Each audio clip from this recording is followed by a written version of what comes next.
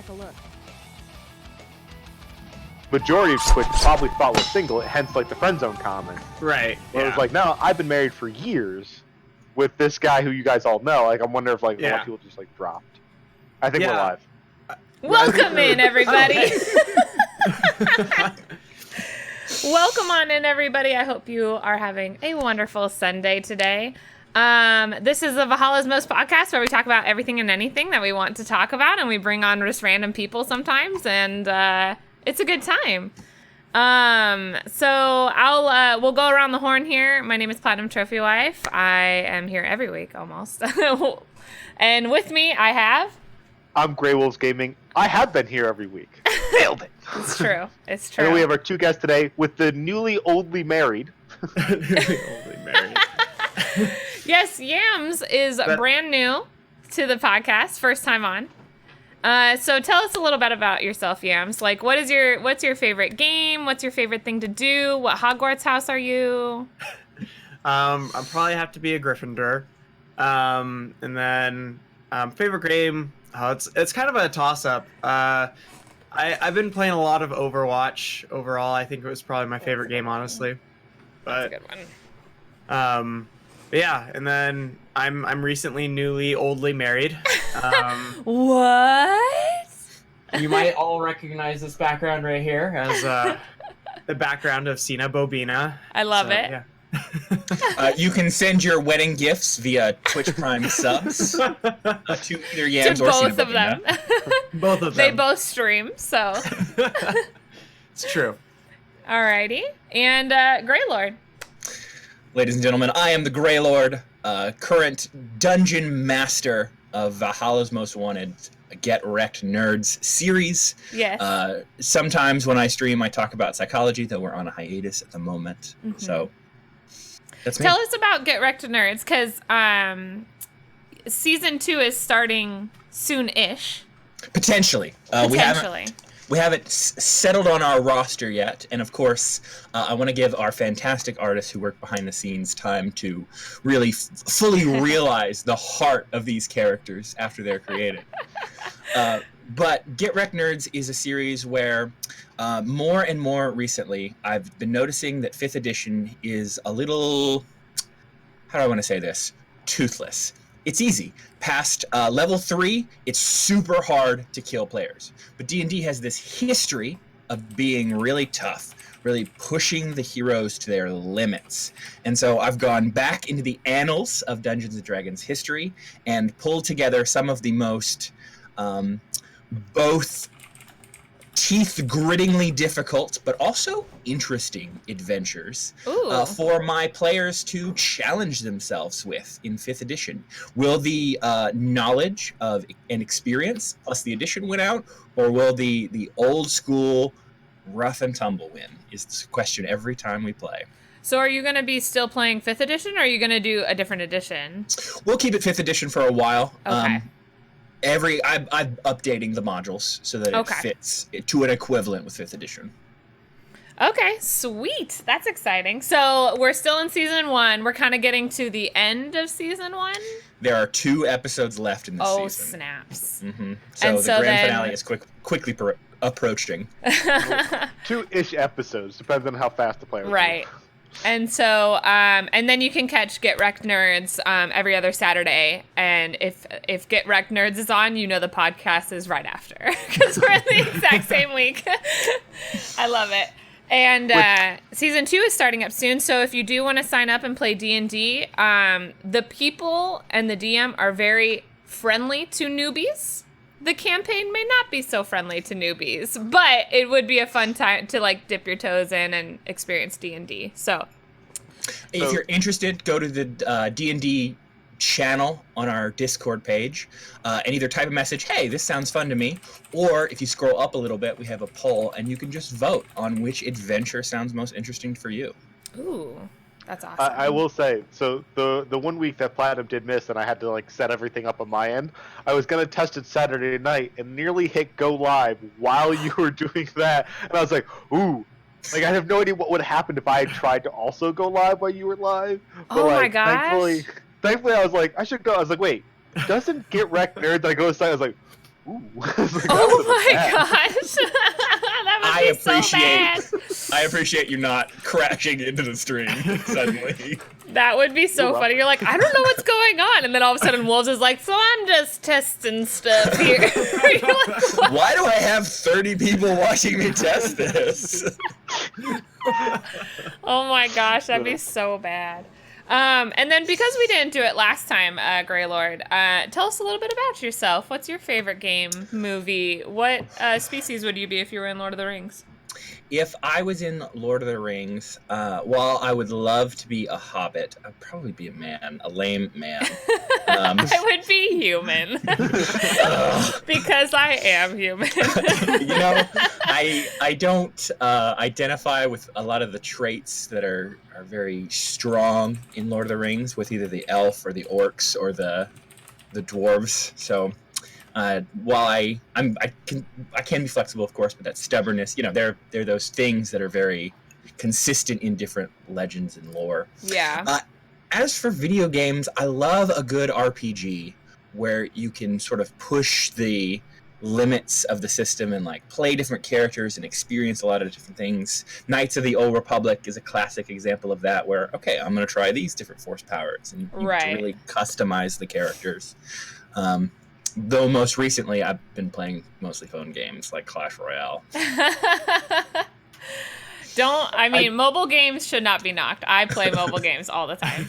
I knew you wouldn't say it, but it was like, what's your favorite race in Lord of the Rings? I was like, I'd be a dwarf because of my rampant racism. Yeah, or an elf because of my rampant racism. I took off family friendly tag. I've just let it go. So by all means, we are not family friendly anymore on this podcast. Yeah, you tried that last week, and last time, and we just were not having it. But anyway, so we have a few topics of discussion. All of them were suggested by GrayLord because he's an awesome human being. But so recently, SGDQ tickets went online, and I believe the lineup for SGDQ games was released. So, which games are you excited for? Who's going? Are you even into speedrunning at all? For those who haven't seen it yet, that is the list for the current lineup. So sadly, I will not be going because me has no money. Yeah. So we don't do fun things. Nor will I be attending SGDQ. I'm not very much into the speed running department of Twitch, though I have seen streams with it. But it's not up my alley, honestly. And so no worries.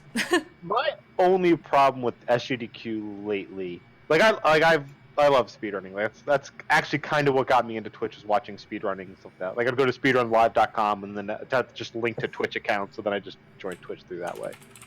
But they are trying to do something which I very much appreciate, which is they're trying to spread the love. They're trying to get unique games, unique people all the time.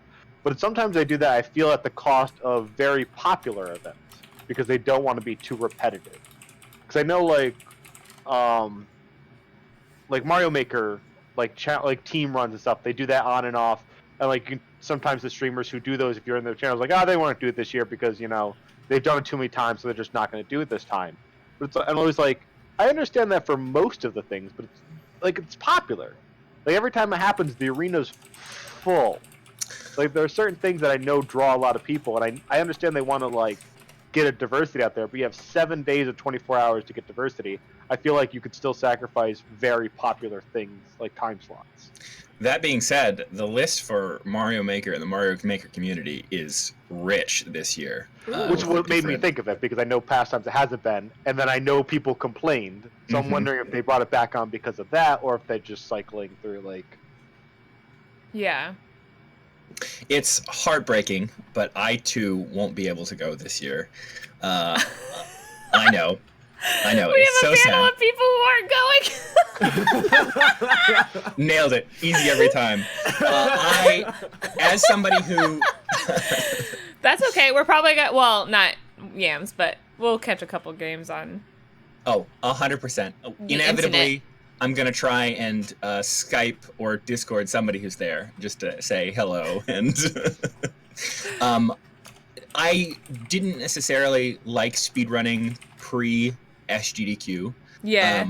But even despite that, the community and a lot of the races or events are still very well produced, and so it's a lot of fun, even though if you don't like speedrunning. So much so that if you can go, I would encourage the full week experience, because it's just so awesome to get to hang out and see everything and fully immerse yourself in the time off. Though, of course, I say this and can't even go one day. I feel the exact same way. Like before, I'll specifically say Valhalla, because Valhalla's foundation is kind of in this speedrunning SGDQ experience. And so, like, when I was introduced to Valhalla and stuff like that, people were like, they're like, are you going to SGDQ next year? And I was just like, what's that? I've never heard of that before. And they were like, oh, it's a speedrunning convention. And I'm like, I think speedrunning's lame. And they were like, you need to go anyway. And so I was like, all right. So we went, and it was actually really fun. Not only because for the people, but also like the event is really cool. The speedrunning is actually really interesting to watch, even for games that I've never played before. And you're just like, how did they do that? Like, it's actually like skillful, which is really cool to see. Yeah, like commentating can really make or break a game. Like it could be like a very boring game, but if they got good commentators or good people talking, it can really suck you in. Yeah, and you just find like people where you're like, I like their commentary, or I like the way they read donations. like my favorite couch commentator is it Blecky? Is that his name? He does a lot of old school like NES games, stuff like that. Like he's a little person. Like that might help visually recognize like who the person is. Yeah. But, like he does a lot of like NES old school games, and I love his commentating. He's very good. Like he knows like the history and backgrounds of the games, the developments. Like he's very thorough. He's very good. He's probably my favorite commentator of like a general scope of like games. Yeah. Exactly as a golden voice. Yeah, so it's I do encourage, like, if you are able money wise to go, first of all, you'll get like amazing people that are there, aka Valhalla. Yeah, lots of us. Yeah, and so it would be really fun. Like we didn't get tickets in the first round, so we're gonna see if we can get tickets, today, right now. Right. We got them. Oh, we got them? Oh, we're okay. Live updates, folks. Well then, right, live. Inside scoop. So the only thing now is like we might return them because we're thinking about moving and stuff like that. And so it's like if we're moving, then we may not be able to pay for it. Did you literally be like, hold on, I want to recap the last like minute and a half. Go ahead. No one on this stream is going. Hey, we just bought tickets. Well, right because now, the second wave was literally right now. Because we're moving. That's what I'm saying. You went from not going, sell them tickets. Guys, if you want to pay the fat Platinum Trophy family $50 for their tickets, you absolutely can. First live update. It's not the tickets; it's the plane trip and staying there and food. No, but yeah, so that's why we didn't get him the first round, but we were like, okay, the second round is like today. So, but we were sure still about the move, so we were like, well, we might as well try to get tickets. That way, if we do have them, we can return them later, just in case. And for those that don't know, it's not like when you're on like the stream itself is pure speedrunning. Like they do interviews, they talk to people, you can win prizes by donating certain amounts of money and stuff like that. But the actual presence of being there, they have rooms of people playing pinball, rooms of people like you don't just sit there watching people. They have events and rooms and people, and you meet and you talk. Like it's very social. Yeah. With also speedrunning happening. Like. Yeah, because there's just so much stuff to do in a way. It's basically a hotel of several hundred gamers. Right. Like, you don't necessarily have to like speedrunning to have fun. Like, yeah. But yeah, so anyway, going back to the list, is there speedruns that you guys are excited to see? 100%. For me, there's always sort of like two distinctions between why I want to go to a particular speedrun. Either it's the game, something nostalgia about it, or I love playing it, or, ooh, I've never played it, but I've always heard this is a good game. I wonder what it looks like for the speedrun. and who the runners themselves are, whether because I know they'll have a good couch or because I think they're great streamers. Right. The first one for me, and this is a very nerdy personal one, is Banjo-Kazooie. And the reason I'm excited for this one is because when I was a young lad, before being a lord, Wow. Yeah, long time ago. Yeah. I loved Banjo-Kazooie. I had it on the N64, and I was close to 100%ing it, and so I went and got a old school magazine strategy guide before the internet. Like, that's how long ago we're talking. I lived through that. Right? It was a hard time. It was tough. It was a dark time. It's the dark ages. The strategy guide put forward that it was impossible to beat the game in under 7 hours, and I went, hold my beer. I can do this. Says the gray lad. Yeah. And so... And then after rehab... Yeah, it was... Listen, 7-year-old me had a rough life, guys. But I did it. I, in one playthrough, without too much mapping, did it in under 7 hours, and I felt so accomplished and was like, suck it, writers. Take that. So, yeah, stick that in your juice box. Did you get your beer back after they held it? Uh-huh. Okay, that's good. That's important. And for chat, well, that's impressive. I don't speedrun games. Like, I love watching. I don't have the patience to do it. So, like, awesome job that young to do that. But for reference, the current estimated time for 100% is about 2 hours. Cutting my run in a third. And they're like, it's impossible. Yeah. That's funny. That's so silly. Fun. Like, I remember early days of GDQ, they did one of the Borderland games, and I think they had, like, someone from, like, the game production crew or development there. And like they were also new to speedrunning, like sitting on the couch or Skype. I forget their presence, but they're talking. And they're like, all right, and this is an unskippable. They skipped that cutscene. How did you guys skip that cut? Like, he is baffled beyond belief watching them just destroy his game. Like, they're like, it's a 4-person. They all just run to the center and they all immediately compare who has the best gun and dupe that gun. And the guy's like, how did you? And then one guy's taking advantage of a speed glitch and is running like 6 times faster than the vehicles can drive. And the developer's just like, what is happening? I have heard that game developers will go to these conventions for that particular part of speedrunning. Is like, they'll go there to see what's wrong with their game to like fix it for future games, essentially. And some even do the opposite. Like the people behind Shovel Knight, they changed certain aspects to remove some RNG because it didn't really do much for the game and it helped the speedrunning community. Oh, there you go. So they took out RNG elements to make it more consistent for the speedrunning community. And then you have developers like Celeste who designed their game. They had gone to GDQs in the past and designed their game specifically to make it speedrunnable. Yeah. That was that was one of my favorite runs of last year, was the Celeste race.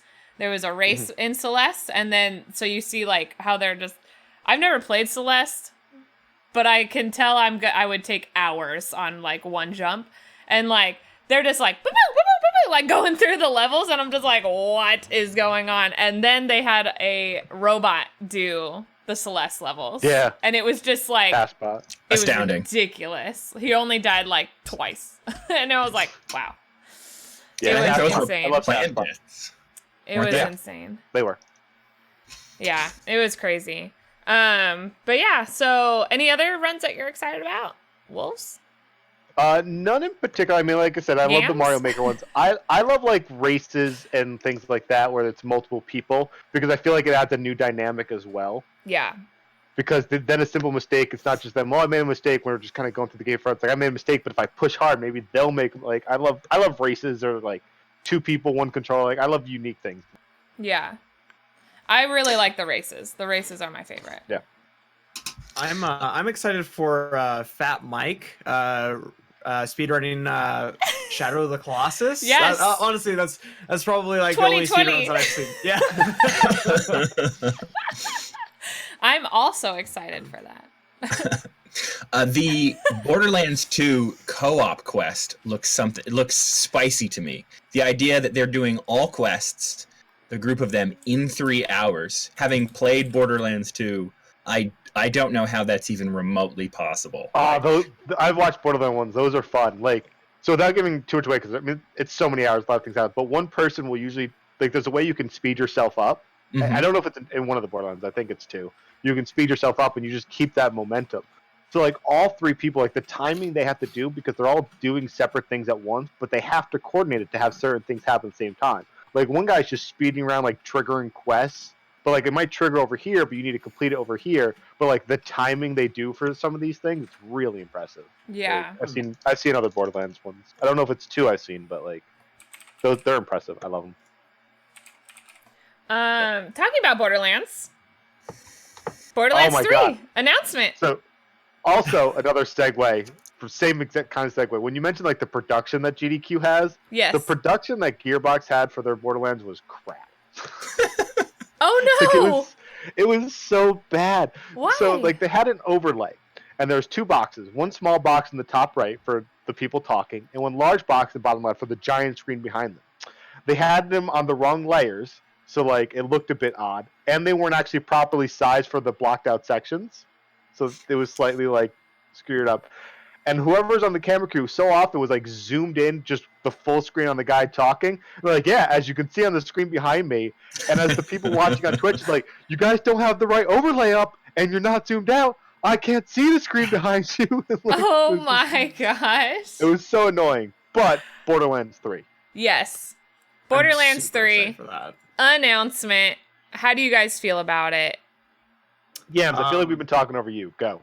Yeah, Oh, Yams. no, I Yams just had hasn't said nothing a whole lot. So, I Yams, just how had do nothing you to feel say about about the it? speed runs, honestly. Fair enough. No, I'm super excited for Borderlands 3. I didn't get into Borderlands until about Borderlands 2, but I did play the Borderlands pre-sequel and a little bit of Borderlands 1.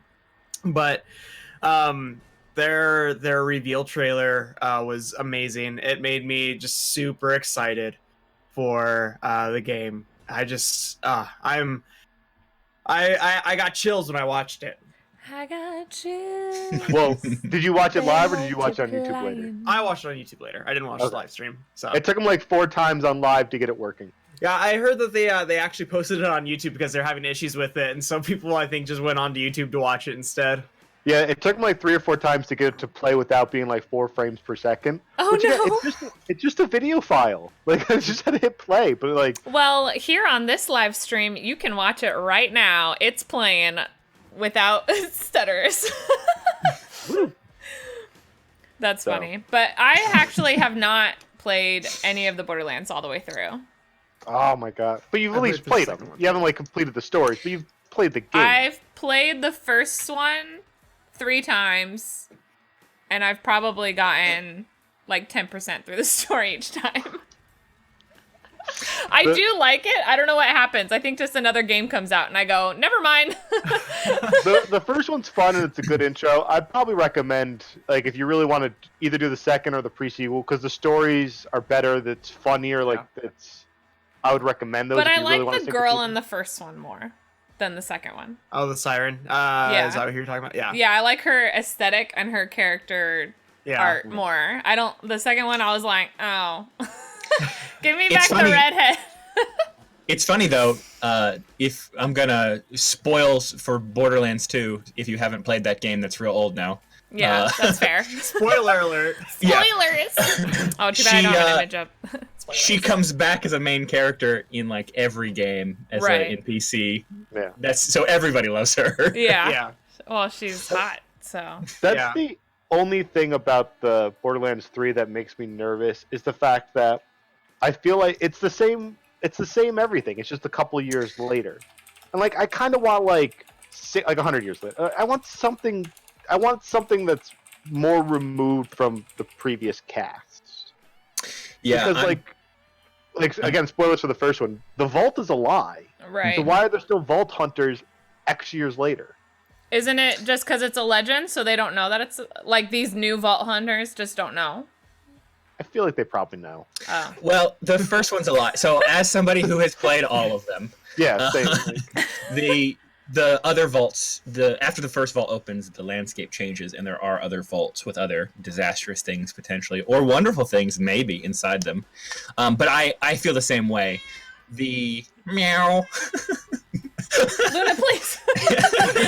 Luna, wait your turn. You're interrupting. The style and of all the games are fun, but by the 8th or 9th hour, it does begin to feel a little repetitive, and so really making it feel different. I mentioned earlier, I love the RPGs and the different styles. It takes a long time for the characters to like really feel different in their play styles, which is a drawback to me. I want to let's try something new. Oh, yeah, I gotta give 20 hours before I even really feel the difference. Right. Yeah. Oof. Yeah. I sorry. Go ahead. Well, no, by all means. No, I was just gonna say, like, for Borderlands 2, it wasn't until like Tiny Tina's Adventure that I really got into it. Like that DLC content right there was amazing. I can like it was a great storyline just for in its own DLC content. I was just like amazed, blown away by it. So And they're bringing her back to the third one. yeah, and she's older now, and so I'm pretty excited to see what they do with her. Now she's medium Tina.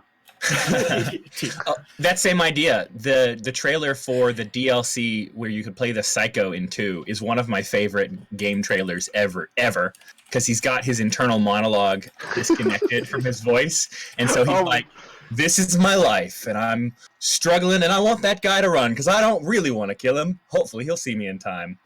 And then he's shouting things like, "I love to ride my meat bicycle." It's such a good disconnect. He's probably one of my favorite characters. Like, I want Scooter to be playable. Like, I want to play as Scooter. Catch a ride. Is that the? I was just gonna say, is that the catch a ride guy? Yeah, I want to play him. He's so good. Because that's. Wait, no, the extent comedy of and my the writing in it, so good. Yeah. That's one of the main attractions is the storyline and their comedy with it. Yeah, like, did any of you guys ever watch the YouTube series Hey Ash, What You Playing? Yes. I didn't watch that, no. So, I think it's the pre-sequel. Whatever one has the Tiny Tina's Adventures, is that the pre-sequel, or is that 2? I thought it was 2. 2. I think it's 2, yeah. So, but her older brother, who's in all the skits, he's the main writer, and she's the voice of Tiny Tina. Yeah. So, like, they took this comedy people and were like, you guys are really funny, really good. You want to write the comedy over here? And like, I thought he wrote Borderlands 2, like the whole Borderlands 2, not just the DLC. Well, whoa. Uh-oh. Oh, God! Behind the scenes! Not Yam, sorry. GrayLord, what are you doing? GrayLord, why? No, I couldn't remember which one there was. Back. Yeah. GrayLord, I will replace you with DOS. All right, he already said he's welcome in. Listen, all I'm trying to do is click on the turn on camera. Here we go. No, you're right. It's 2. That's what I was trying to remember. Whatever DLC had Tiny Tina's, he was the main writer of that game. The full game. Then it was 2. Yeah. So he's the main writer, and like that's why she's the voice of Hey Ash. Yeah, for sure. And for those, I think her name is Ashley Birch, and she's also the main. She's Chloe in Life is Strange in the first one. So she's a prominent voice actor. And Aloy. They also have an amazing skit, which is unrelated to video games, about WinRAR. Yeah, like their really YouTube channel of Hey Ash, What You Playing is hilarious. I love that channel. Do you actually not know what WinRAR is? I don't. WinRAR is like the original like unzip tool, like for zipping and unzipping files. But it was free forever. Like, you didn't have to download Illegal Cocker. You just downloaded it, and it was like, hey, your 60-day trial's up. Do you want to buy? And you just hit no, and you keep using it. Yeah. I still do that to this day. Yeah. So they have a skit, and like it's been like 15 years since this app has existed. But there's a skit of like Ash and like this like office late at night, like all the lights are off, like everything's somber and stuff like that.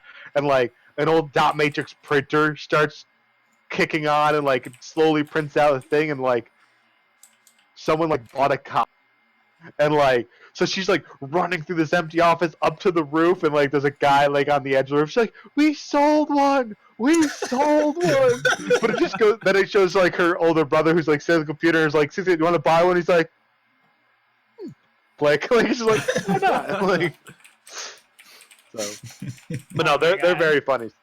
That's why the first one's good, but the comedy in the second and the pre-sequel is just escalated so much, in a large part because of him. Like, he's such a good writer. Yeah, I love because they even have a skit about him writing Borderlands 2, and it's so funny because he has to like live up to the expectations of the first one, and how he's like reading comments about like how like he won't be able to do it, and it was so good. It's so funny. Well, my friends for the longest time would reference their colorblind thing. They do a skit because he's colorblind. Oh, okay. And so there's a skit where like Ash recognizes, like finds out she's colorblind. He's like, yeah, like I've always been. She's like, so if I wear all red and green, I'm invisible. He's like, no, I'm not. Like it's not invisible. Like he's like, dogs are also colorblind. You're a dog. He's like, I'm not a dog. Like, oh my god. There's a scene where like she's sitting in her bedroom, like covered in like a blanket and all red and green, and just her face is there. And he's like, hey, Ash. Ash, he comes in, looks for Ash, and walks away. And she's like, I fucking knew it. It's so good. Oh, geez, I just hit my computer. It's so good. I highly recommend it. The link is in the chat if you want to check it out. They have plenty of skits that are old because I don't think they do it anymore. I don't know. No, they both moved on. They've moved on with their careers. But they're really good. So highly recommend it. Check them out. I saw in the video that there's over 1 billion guns in this new game, so I'm pretty excited about that. Oh my goodness! Because I think in the second one, they only had up to 170 It's a good million. Foundation to work off of. It's not an inflated number, but it's a misleading number, but it's a lot. Yeah. I don't think it's like I think they count the different guns by like mods and stuff that you put into it. If I remember correctly. Like it's unique guns in the sense that like it has different modifiers, different numbers, different this. Then might be like the same LMG, but like they all have different elemental damages and numbers. And it's still good. It's impressive. It allows you to vary it up. And as Shaq has just pointed out, they finally catered to the thing that I've been claiming for years. Guns with legs. Duh. I love that scene. That's so good. Guns with legs, we got you, boo. Like a little running gun. So, I just want an army of guns with legs, guys. Are the guns going to be like little pets, like from Monster Hunter World, and you like dress them up and stuff? I hope so much. Like, I remember Prey. Is that the game? Where like you have like little sentry bots you can set up, but they talk. Yeah. But when I played through that game, I called them my brobots. I'm like, go brobot, and like I'd send them down everywhere to like protect me. So like GrayLord was saying, that's all I want in Borderlands 3. I want an army of brobots just like following me around. Preferably with the portal turret voices. Oh my god. Gladys? Yeah. Well, the turrets are like, I'm sorry, I have to kill you now. Yeah. Or like, I loved the robot guy who helps you in Ratchet and Clank. Like he was the destroyer guy, and he's like, I must destroy you now.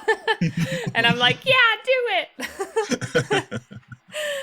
I did hear complaints that like in watching the new trailer, it doesn't look like they've improved the graphics at all. What do you guys think? Did you guys? Well, I thought it was just a style.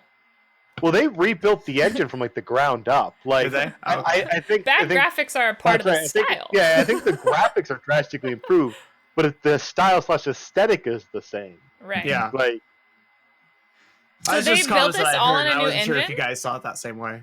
I don't know if they personally built it or if they worked on it or something, but it's like brand new engine. Wow. Like, I don't know if it's that's new crazy. to, like them or they built it new, but like it should be a big upgrade. New engine. I think the beauty of the shaded cell style, which is that art style, is that it holds up really well over time. Yeah. But it is the sort of thing where after you've been staring at it for 40 hours, it's like, this seems kind of similar in gray. Yeah. Yeah. I wouldn't, it honestly, like, I don't know if it was the YouTube video or whatever, but like everything looks super crystal clear. And it's like you said, the aesthetic is just the same. Like it looks like a Borderlands game. Like when you see that aesthetic, you're like, I know exactly what I'm getting into. So I don't know what those people would want. They're like, oh, the graphics are worse. It's like, but which part? Like, are you talking about the style? Because that's not going to change. Yeah. No, unless it just with each game, the aesthetic just like goes up in art style, and like all of a sudden it'll get to like Mozart where it's just shapes. I think the ways you'd have to notice it's better, which is hard to do from the trailer, is in a large area, how clear are Are there more things? Are they more clear? Can you see further? Mhm. And I feel like the Okay, yeah. trailer, you can see those things. So it is better. Like you said, it's just the aesthetic's the same. Like, Yeah. Yeah, it looks really cool. Yeah. And it had the redhead, so. Anything with redhead Platts for. 2 thumbs up from me. So for those that don't know, Gearbox also partners with other companies, and there's a game that just came out called Risk of Rain 2. It's in early access. I believe through the end of day today. Don't quote me on that. Or quote me, but I don't care if I'm wrong. It's buy one, get one free. Now, Risk of Rain, I loved that game. So basically, Risk of Rain was a 2D platformer roguelike. And as you played longer, the game got harder. So, like, you would play, kill things to open chests to improve your weapons, improve abilities. But you had to risk how long do you stay in a level to upgrade your stuff before fighting the boss, before moving on to the next level, because it just gets harder and harder and harder. And the first game was a whole lot of fun. Second game is now 3D, and it's amazing. It like, how long ago did Gearbox do their thing? And I've already have like 20 hours in the game. Like, I love it. It's so much fun. I've never heard of this game, but thankfully someone in chat has heard of this game. And it's multiplayer. You can play with friends, up to 4 people. Oh, cool. So, like, is it, like, what is it? Like, what type of game is it? It's a roguelike. Well, in this case, it's a roguelike third-person shooter. Okay. So every time you play, it's slightly different. Like, the worlds are there, but locations and where things are move around. And you run around, you kill monsters that are slowly spawning, and the more you play, the more that spawn and the harder they are to kill. You get different items to upgrade your abilities, upgrade, like, aspects of your character, lifesteal, people explode, and, like, you just progress on and on and on to see how long you can survive and how far you can get. And eventually you unlock more characters, you can unlock more world, you unlock... So, it's a lot of fun. That's exciting. Yeah. Is it going to be, like, a full 60, or how much is it? It's $20, I think, right now. Buy one, get one. Mm-hmm. I feel like that was a marketing choice because it's early access. I feel like they were like, we should make it about $10. And everyone's like, that's a good price. And someone went, if we do 20, buy one, get one, I guarantee we'll sell more. Yeah. And someone's like, you're probably right. You're probably right. See, I hope that they do that with Borderlands 3 because I'm probably going to get it, as soon as it releases. Probably pre-order that crap. And then, but I have to get 2 copies of that because I have to play it with my wife, and so we want to play that together because that's like when we first started dating, that was the game like we started playing. I think maybe it was after we got married, I can't remember. But yeah, we played that all the time on our Xbox 360. Oh. And well, guys, it was fun. Yams was here for a little bit. But we play that all the time, and so that's why we're both really. But you're gonna get on a PC now, right? Oh yeah, obviously. All No, right. I don't think I've bought a game off the any console. Yeah, we'll forget past transgressions as long as you've learned and changed. I won't tell you how many Xbox consoles I have currently. So I'll tell you how many I've owned in my lifetime. Oh gosh. Oh, okay. I was like, oh gosh. I had to prepare myself. Plus having flops. This is my nightmare. Why are we talking about Xbox in the next How did hour? I pick wolves if he's bad? Oh my god. Nope, never. That's good. I'm glad.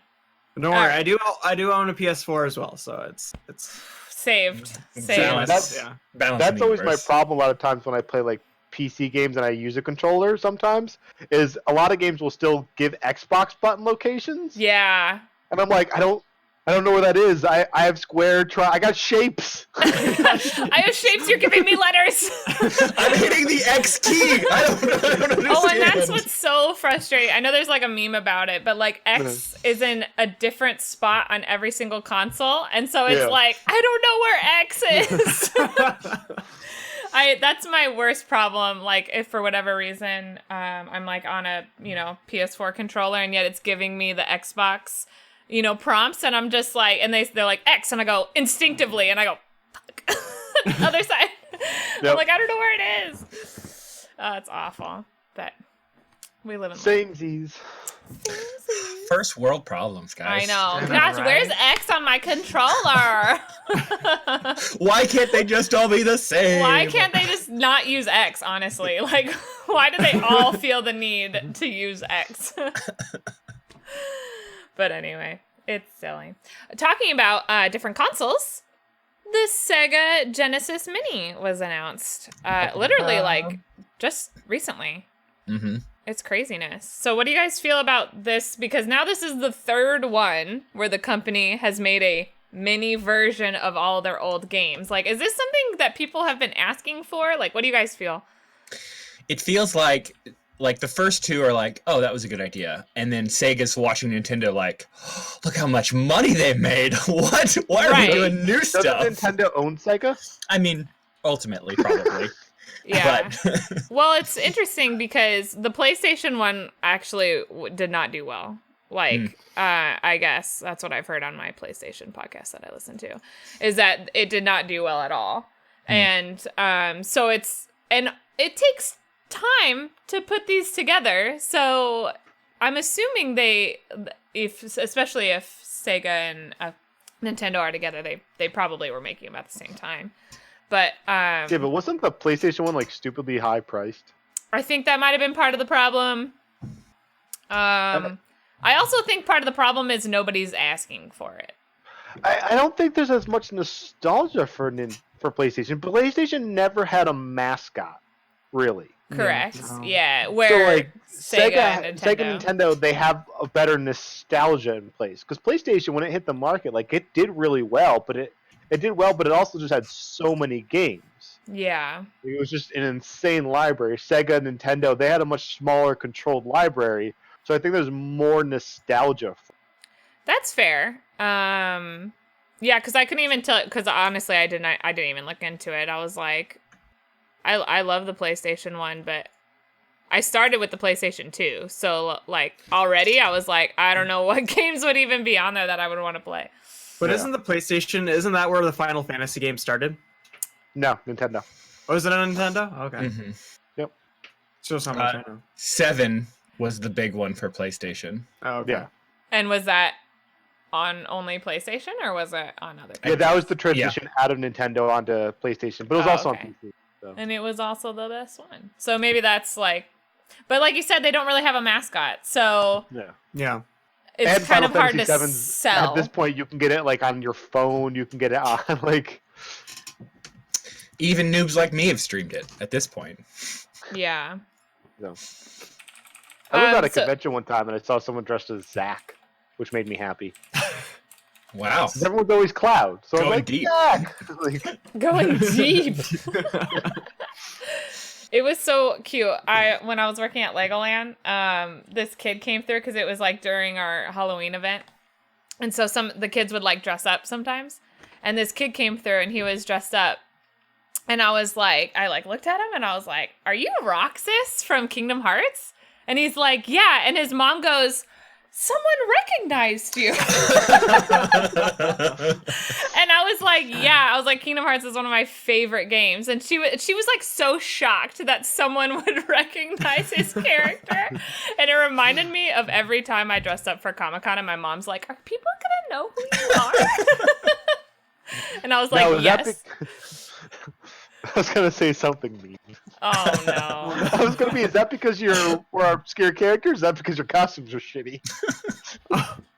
Well, and the follow-up thing is you at the Well, it's convention. been nice, wolves, guys. That application is still open. That's why you at the conventions get photos with people, so you can go, here, Mom, look, here are these 18 people who knew who I was. Yeah. Proof they wanted photos with me. I promise, not the Yeah. other way around. It was a good What? Roxas outfit. I too. told It you was about the guys the time I did Quail Man, right? awesome. No, go ahead. So I went to New York Comic Con as Quail Man. And my now ex went as an Assassin's Creed character. Okay. And they spent like weeks on this costume. Weeks. I spent an afternoon making my Quail Man costume. Right. I went, bought tighty whities. I already had khaki shorts. Yep. I bought some fabric to make a queue out of, and I bought a belt which I cut and glued to make the hat. I spent an afternoon and like the amount of people that wanted pictures with me as Quail Man versus them as there's week-long process of being Assassin's Creed character, they were pissed. I was having the time of my life. Like we were on we'd parked in like a large parking lot. We're walking to the platform to take the train to where Comic-Con was. So we're on the other end of the parking lot from the platform, and I just hear someone yell, "Quail Man!" I was like, "No." Like, yeah, hi, It was that's great. me. I It was think good. like for Assassin's Creed, it has to be like you said, earlier. It's like it's got to be technically on point because there's a lot of like mediocre Assassin's Creed costumes. So like it better be like, woo, amazing for someone to be like, oh my gosh, let me take your picture. Where Quail Man is all nostalgia. Yeah. You know what I mean? So it doesn't matter how awful or good it is. It's like people want to take your picture because it's like, oh, I watched that show too. Bonding. Like, that's so funny. Yeah, I'll probably wait to get the the Sega Genesis until Soldier Boy releases his version from China. So I'm Wait, what? Did you guys not hear about what he did? No. No. Do tell. So basically, he took the PSP and he got it from a knockoff in China, and then he created an entire website. I was just looking; the website's no longer up. But takes all this like Apple stuff, all this Nintendo stuff, everything, PlayStation, and just like just knocks it off. It's a knockoff of everything, and like. He's like selling it for like $150 and stuff like that, and like really cheap and things like that. And like people are buying it, and then like I don't think anyone ever got it. Is it Soldier Boy's a genius? Yeah, that's what Napkin said in chat. Yes. Oh my gosh, that's so silly. I can't wait for the Echo the Dolphin cosplays that are now going to happen because we're doing the Sega Genesis again. Yeah. I want to see a Toe Jam and Earl cosplay. So when this was announced and like the games that are going to be on the Sega Genesis Mini was announced, like this was before the podcast started, and GrayLord was like, "Oh, like Toe Jam and Earl is going to be on there," and I like flipped out. I was like, "What?" Because usually people don't recognize that name, and I'm like, that is the beginning of my gaming career is like playing Toe Jam and Earl and losing terribly. Actually fell out of her chair. I did. I fell right over. Just whoo. But yeah, so that's exciting, and then of course Sonic on there. Unlike some people. Listen, I just hit the mute button. What do you want me to do? I was gonna cough. It decided to reset. Like my problem is my mic just isn't on sometimes. Just for no reason. It's just muted. So I get you. But yeah, no, I like the idea, like you said, like this has such nostalgia, like maybe we will look into, like I would be more willing to get the Sega Genesis Mini than I would be to get the PlayStation, and that's saying a lot considering the brand. So, yeah, so are you guys thinking about getting it? Is there maybe certain games that you're like, well, if it has this one, or... It definitely needs more before I'm to a point where I'm like, oh yeah, this is enough. Yeah. Because the current list for the US version, Altered Beast, Castlevania Bloodlines, Comic Zone, Dr. Robotnik's Mean Bean Machine, Echo the Dolphin, Gunstar Heroes, Shining Force, Sonic the Hedgehog, Space Harrier 2, and then Toe Jam and Earl. So there's some definite things in there, like Toe Jam and Earl. Yeah. Everyone always brings that up in lists of, this is a great game from the 90s. Right. And so I think Shining Force will bring in a lot of people too. Yeah. Yams, what do you think? So growing up, I actually never had a Sega Genesis. You poor soul. I know. F in the chat for Yams, please. Yeah, please F's in the chat, guys. So I didn't have very many consoles growing up. I just had a computer, and so I only played like a couple of different computer games because my parents were kind of stricter on the computer on the gaming side of things, and so like. It was like when my brother, he was my oldest brother, he brought home I think an Xbox 360, and it was a tense moment in that moment when he plugged it into the TV. I thought things were going to go down. I didn't know. Between your brother and parents? Yes. Oh my gosh. And and so they're like, yeah, we don't want our children addicted to video games. Right. We all have consoles now. We all play as much video games as we want. We don't care. It's so funny that parents were so concerned about it, like, obviously when we were growing up. And Some yet still I feel are. like it's way worse of a problem now because of, like, mobile games. And it's just, and the Switch is, like, so many portable games, Yeah. you know, where it's, like, you could literally do it, like, at a restaurant. You know, where before it's, like, you couldn't play a game at the restaurant. Also, our language about video game uses, I've noticed this is the very nerdy thing I've noticed. Go ahead. But it's changing. Sure. So like I was watching a couple female streamers talk about, streaming and how they've been inspirational for, inspiring young girls to play video games and to get into streaming. A conversation I had with Richie Plays was like, do you ever think you'll get to the point where you won't be interested in the hobby of playing video games? And a part of me's like, wow, that's such a shift in language. Like 10 years ago, I only ever would have heard of, oh man, you should really get off that and go do a real hobby. Yeah. So you think it's kind of shifting to where video game as a hobby is a positive thing versus being a waste of time, essentially? 100%. The more and more so where it's becoming acceptable and to even to the point of like, oh, this is something to aspire to. Yeah. Yeah. I mean, yes and no. I mean, I still know people around my age and definitely older who still think it's a waste of time for like kids and things like that. And I've mentioned this before on stream, and it always bothers me because there are tasks that are just accepted for no apparent reason to me over video gaming. It's like, so my nephew, this is the example I used last time, he loves video games, but he also loves to draw. Right. And like my mom will like, so it's her grandson, my mom will like get on his case about being upstairs playing video games, but not if he's upstairs drawing. Right. And like he's actually being social in the first one because he plays online with friends. Right. And he's being antisocial in the second one. And they're both upstairs in his room, but you condone the second one more. And I was like, why? And then it's the same thing with like sports, especially now that I live in the South. Because I understand now, it's physical activity, and people are like, oh, you're outside, you're doing things. Like, all right, whatever. But it's like, yeah, go play baseball, do something. It's like your chances of succeeding anywhere in that later in life aren't any better than video games, especially now with like Twitch stuff like that, where people can make some amount of money as a hobby on the side, Right. while still doing like normal things in life. And it's just like some people just don't understand the shift, or like they don't condone video gaming for some weird reason, even though there are other tasks they condone which are more isolating and stuff like that. Like, go read a book instead of playing a video game. It's like, do you have any idea how much text is in this video game I just spent 40 hours playing? Do you know how much lore and world building there is?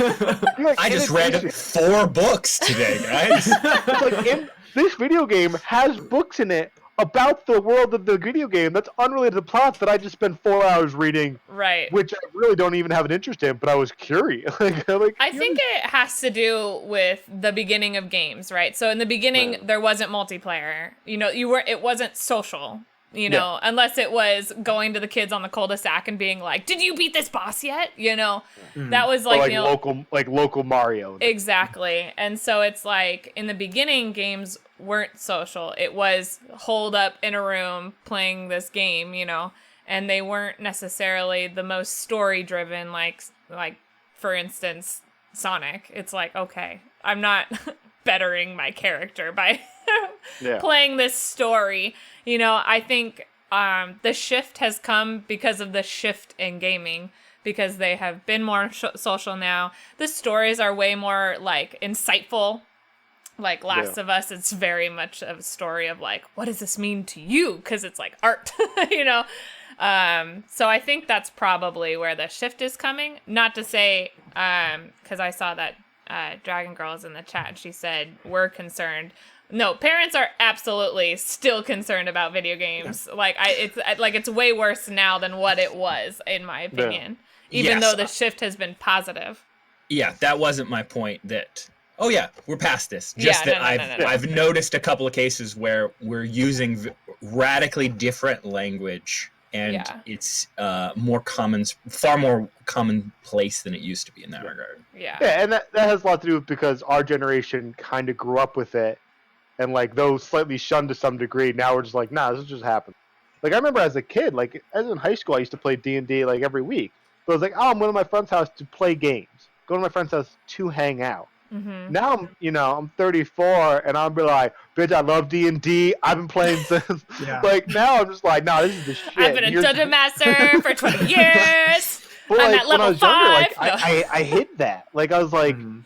people like don't care. They don't want to know. Like that's you hide that. And like I remember a moment. So when Lord of the Rings started coming out when I was in high school, and they came out every December. So my Mhm. birthday's in December. So my friends and I would go watch them.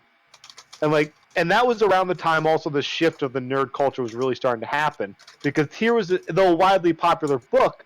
It also was the foundation for like D&D, elves and dwarves and stuff like that. So like as the movies start coming out and people are getting into it, it did help broaden the horizon in these other directions. So I remember like when the third one came out, select theaters in the US did a triple showing, and one of the theaters near me did it. So my friends and I waited in line, we got tickets. So we went to, the extended edition first movie, extended second movie, midnight was the third movie. Like we did that. And we're sitting there and there's people dressed up, and my friend Rob made a comment which was very impactful to me at the time, which he's like, he just looked around and went like, there's no shame in this room. Mm-hmm. And like it was a very impactful moment because again, at the time I had shame about being a D&D player. Like I hit that. Like I didn't want people to know because I didn't want people to make fun of me. I didn't want like to be looked down on as like this D&D nerd type person. So like that culture has since exploded and expanded, and now like, again I'm just like, fuck, I love D&D. Like hell yeah, like Enough that if you want to, you can watch D&D on this channel every other week. Yeah. But like, so that I think that helps change the cultures. Like we were those kids, at least I was. Like I think I'm the oldest here, but I think you're how old are you, GrayLord? I'm not yet 30. Okay, and Yamsonight? I'm 26. Yeah, 26. Am I the oldest here by many years? Yeah. Yes, I'll be you're 35 old. this year. So like for myself, like growing up, like this was like a much more niche thing that like you got shunned on. Like I had a small group of like 3 friends, and we all played video games, and like no one else at our school really did. So the fact that we're now older and our generation is having kids, that dialogue has changed a lot because of it. Yeah. Like Yeah. it hasn't gotten to where I'd like it, but it's changed. Well, and like you said, like us growing up with it, it's been so positive on our lives. It's like, of course, we're gonna go on and be like, yeah, games are good, but like balance, Yeah. as Yeah. with Oh, yeah, everything. no, everything in life needs balance. Yeah. Yeah. Like there's no singular hobby which is good to devote 24/7 to. Yeah. Like everything needs balance. Not And that even I can- drinking water. I have worked with people Speaking of. for whom exercising was a symptom of something else that was much worse going on in their lives. So Yeah. everything in balance. Yeah. Yeah. But like, and it was the same thing with like TV growing up. Like even now, like people like always shun TV and movies, and like everything to me involves a lot about your mindset, about how you view a thing, how you deal with the thing, like your mind going in. And I honestly feel like I've learned more about human culture from like watching a lot of TV and movies than I have actually interacting with people. Because when I interact with you, I have my side of things, and like then my side of how I perceive you. Like it's very one-sided interactions. Like they tell you, but it's all through your own mental lens. Where you watch a lot of TV shows and movies, stuff like that, even though a lot of things sometimes are blown out of proportion or they're very dramatic in how they present things, you see people's different sides. You can see this character doing all of them things independently. You can see this character doing all these things independently, and then you can see the interaction. And like how you observe that and how you watch that can really change how you change your own interactions with people. Because again, your whole life is very one-sided. Like you're told things, but you still process it from your perspective. And even though you process a TV show from your perspective, you still see their perspectives better and their interactions. Which is why, like to this day, one of my biggest pet peeves in movies and TV shows is someone says a thing, and then later someone's like, "You lied to me." And it's like, no, they were wrong. There's a big difference between they were wrong and they lied to you. Mm-hmm. And like I made that correction, people were like, "Ooh," like I'm burning. It's like, no, there's a big difference. Yeah. There's no Yeah. shame in being wrong. Like I fully believe a thing, and I tell you this thing, and it's wrong, and I'm sorry I was wrong, but I didn't lie to you. Like, Right. that happens all the time in TV and movies, and it pisses me off because it's always a point of contention. I'm like, no, they were wrong. There's a difference. They were wrong. Like it's not a slap against them. Like them lying is a bigger slap than them being Right. wrong. Yeah, because one is a betrayal and one is a oops. Yeah, like Yeah. I do have a long question here. from chat who's watching live. If you're watching this on YouTube, you can watch us live on Twitch and interact with us. It's one of the benefits. So it's a pretty long question, and I don't know if I fully understand it. So let's see here. So it says, question for the stream. That's us. Ooh. Us? Yeah. As the gaming industry continues to push for those retro console remakes, I am also noticing that the sites that host emulators like Emu Paradise are getting taken down. Is it a coincidence, or are people in the gaming industry cracking down on these communities to try and make a few bucks out of the people that want to relive their childhood memories? So I guess I'll go first. My thought on this. So in my opinion, it's a little bit of that, but it's mostly to do with the explosion of the access. So as a thing is niche, people don't care. Like big companies don't care if this small niche thing over here, because one, they might not hear of it, or two, it just doesn't affect them. But as, for example, streaming, so GDQ is a lot of speedrunning all of these games from way back when, and the only way to really get them for a lot of people is emulators and stuff like that. So now it's exploding in popularity. These big production companies are noticing that. So they're cracking down on that, and then because they're also they are now creating that. Mm-hmm. So I think they are cracking down as it's popular to realize, and because of that, they're also now building the console. You'll notice that in a lot of people who speedrun ROM hacks. They'll have copies of the game, the original game, with them to help, I purchased this and then changed it, so to give themselves a little bit of legal grace on that, because it's technically illegal. I think, yeah, like Wolf said, and like was brought up by the chat, there is that element of the more money there is to be made about something, the more you're going to crack down on something. But also, the more people are finding it and aware of it, the more likely it is to get shut down. Mm-hmm. Yeah, I think that definitely there's that business side aspect of it that, if people, as companies, they see their copyrights being infringed upon and stuff like that, and then they're making, like, these emulators aren't necessarily making money. They might be. I'm not, I don't run emulators, so, Yeah. But, if they start to see that starting to pick up more and more, it's kind of like, when people are, when people are pirating things and stuff like that off of the internet. And as it becomes bigger and more popular and people start using it more, like LimeWire, it starts getting more attention and more bandwidth. And then all of a sudden it starts getting in trouble. So, Yeah. It's interesting. Good question. Thank you so much for the question. I don't really have anything to add. These guys really covered everything, so you're good. So we're getting to the end of our podcast here. So I would just like to end it with a question for y'all. What are you playing nowadays? What's everyone playing? Don't all speak up at once. All right, so I'm playing two things. Well, Okay. actually, I'm playing like 8 things because I have a problem and I can never play like one thing. Sure. But at the moment, the two main things: one, Risk of Rain 2 that I talked about earlier today, Okay. and the other one is a mod for Skyrim called Enderal, Enderal. That anyone that owns the original Skyrim, you can't own like the expanded version or like the Ultimate Edition or any of those things. You have to own the original. You can go on Steam and download Enderal. It acts like its own game, so you don't even need to have Skyrim installed and then put this mod on top. Like, they got backing from Bethesda, as long as you own it, to download it like its own game. That's cool. And it's amazing. It's got a whole new map. It's got voice acting. It's got new quest lines, new everything. It just uses the Skyrim graphics, but from the ground up, brand new game. A lot of fun. That's crazy. crazy. I've been streaming that for a while, so. yeah, I've been watching his streams, and I really want to get into that. Like he is saying, you have to have the original game, not any special edition. I have the special edition, so I'm trying to figure out if I'm going to. So everyone, go into if you do it, go to look any Steam keys that you have. If you do Humble Bundles, look through your Humble Bundles. See if you have this. If you have any spare Steam keys and you don't want to use it, send one to Yams. Put on to see if anyone else wants to use it. That's what I did. I found someone, Slayer, had an extra Steam key for me and gave it to me, so I didn't have to rebuy the game. Thank you again. Very much appreciate it. But That's check your nice. libraries. If anyone has a Steam key, send one to Yams. It's a lot of fun. Also, anyone else may as- want one, but As a wedding present. As a wedding Yes, present, yes. because I'm he's recently- newly oldly married. Yes, exactly. Thank you. I'd greatly appreciate it, guys. I think I've earned it Yes, I By think you getting have. married. by getting married. Yes, Ages 4.5 ago. years ago. I love it. As chat has brought up, a lot of my gaming recently has been playing Dungeons and Dragons. I am in a 2-week cycle playing/DMing 4 different games, which has taken up a considerable amount of my time.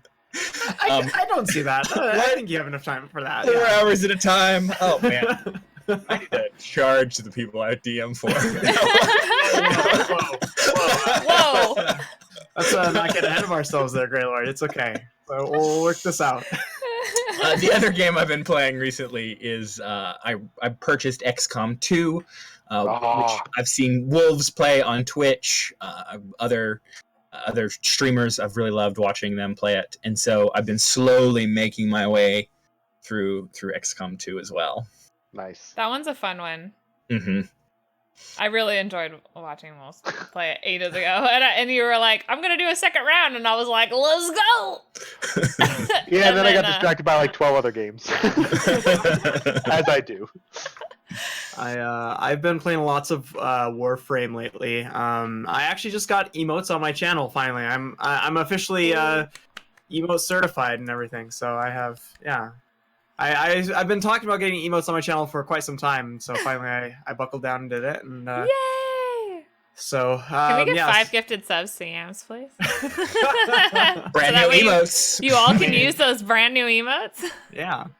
But yeah, so I've been playing and streaming lots of Warframe. I'm probably gonna be playing like other games like Apex Legends and stuff like that, but I have to I don't know. That's gonna be a rage-inducing game. Right? So I don't know.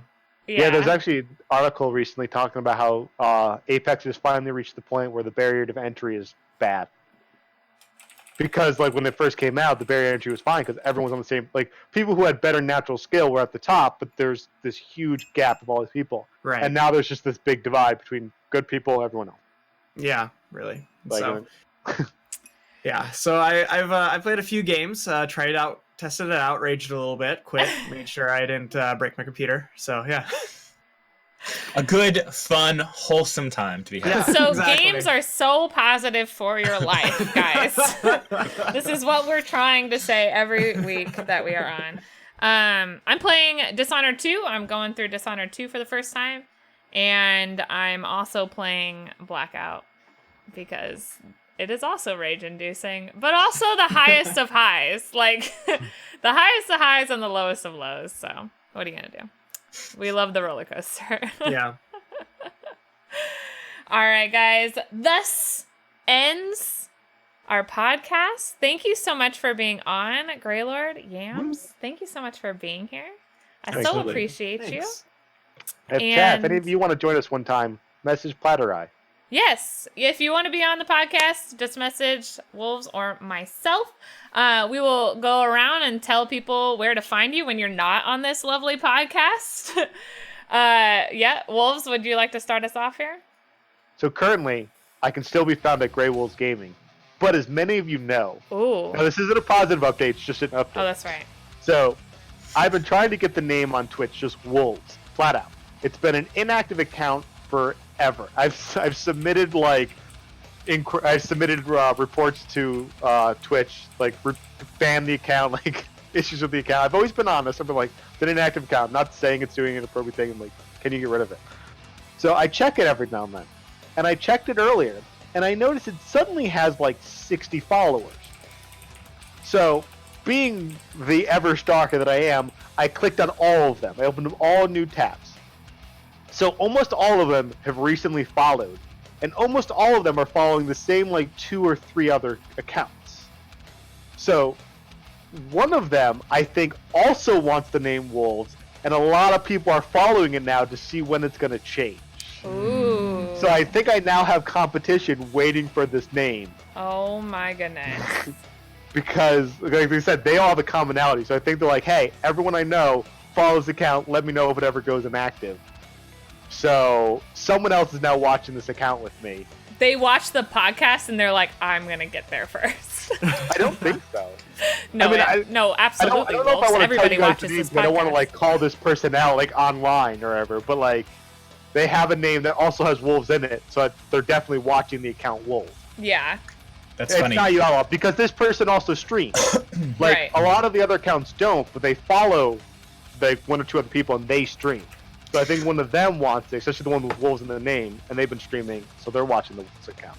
I'm very glad you dug deeper because my initial instinct once you had shared all that information was that the person had been getting notification, hey, you need to be active or we're going to disable your account. And they're like, fine, I'll just get 60 bot accounts to follow me. Oh, Take no. that. That'd be really sad. But so for now, Yeah, Grey for now Wolves you can still Gaming find me at Grey Wolves Gaming. So. on Twitch. Yeah. Yams, where can people find you? You find me at Yamsonight, twitch.tv/Yamsonight. So Nice. And GrayLord?